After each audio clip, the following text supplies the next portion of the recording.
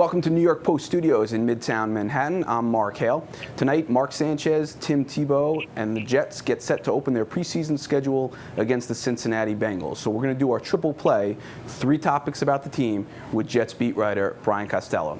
And Brian, let's start with the quarterbacks. Mark Sanchez tonight expected to play a quarter with the starters. Tim Tebow expected to play 2 quarters with the second teamers. What do you expect to see out of both guys?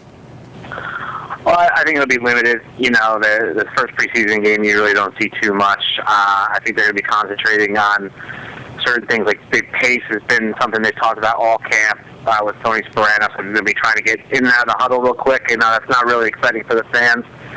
With Tebow, I don't think you're going to see any wildcat, maybe a little. I'd be surprised if they showed any. I think they're going to be strictly traditional quarterback role with him, and just try to work on the same things they've been working on in camp with him, trying to get the ball out quicker, making better reads in the coverages. So I think they're going to give him some passes to throw. They've been working on with that. And as far as the starting offense, I think they're just going to be working on their rhythm and kind of getting used to the new offense. All right, so pretty basic stuff with those guys tonight. Let's go a little further with Sanchez specifically, Brian, because you wrote a story in yesterday's Post talking about his off-season commitment to getting stronger. So tell us a little bit about what prompted that, and how do you think that's going to benefit him this season? What prompted it was he really got beat up last year, and, you know, Sanchez has never really admitted how beat up. And even when I was speaking to him the other day, he wouldn't tell me, you know, exactly what hurt him and how bad. He just says he was banged up. But it was clear by the end of last season that he wasn't right. Plaxico Burress said last month that he had a shoulder injury. And I think when Mark walked off the field after the season, and he was 218 pounds, and he sat down and he started reflecting on the season, he realized he needed to be bigger to take these hits. Obviously, it'd be great if he missed them for him, but he knows some of the hits are going to come, and he felt like his body was kind of breaking down. So he and his trainer, Todd Norman, came up with a plan, and they went after it all offseason, and he's now 231 pounds, and he looks a lot different. I mean, his body is a lot different than what we saw last year. He's a lot bigger, a lot more defined. So I think it will benefit him on keeping him on the field.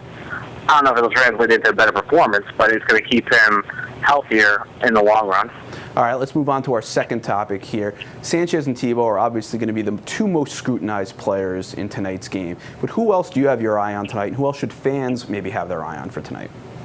I have 3 guys that I really want to see what they do tonight. One is Laron Landry, the safety that they brought in March.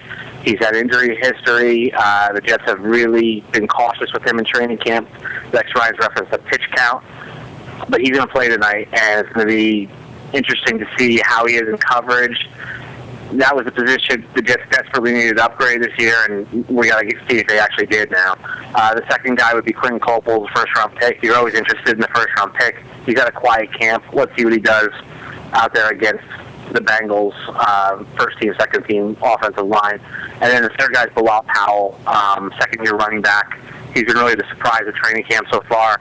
He really looks good. He's challenging Joe tonight for that second running back spot, the third down, kind of change of pace guy. And I want to see what Powell does when he can actually get tackled, because we haven't seen that yet.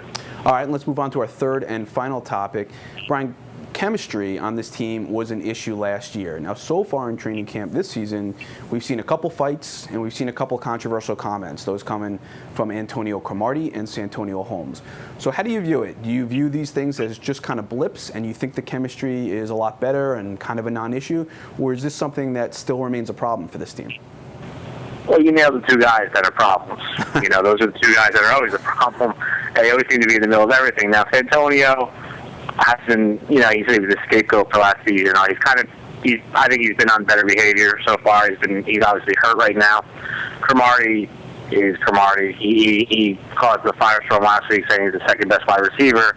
That was a dumb comment to make, even if you believe it. It's obviously going to irritate everyone on the offensive side of the ball. And, you know, they've been kind of going back and forth saying when a guy makes a catch on him, oh, he's the second best receiver, that kind of stuff.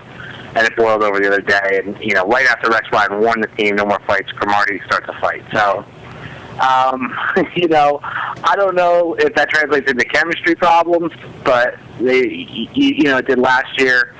it's something to watch this year. I don't think just because they got to do a few fights this week they have chemistry issues yet. They have a Cromartie issue, and that's going to bear watching all season. All right, Jets and Bengals will play tonight to open up the preseason schedule. You can follow all of Brian's coverage at nypost.com. You can follow him on Twitter at Brian Kaz. You can follow me on Twitter at HaleMark. Thanks for watching. I'm Mark Hale.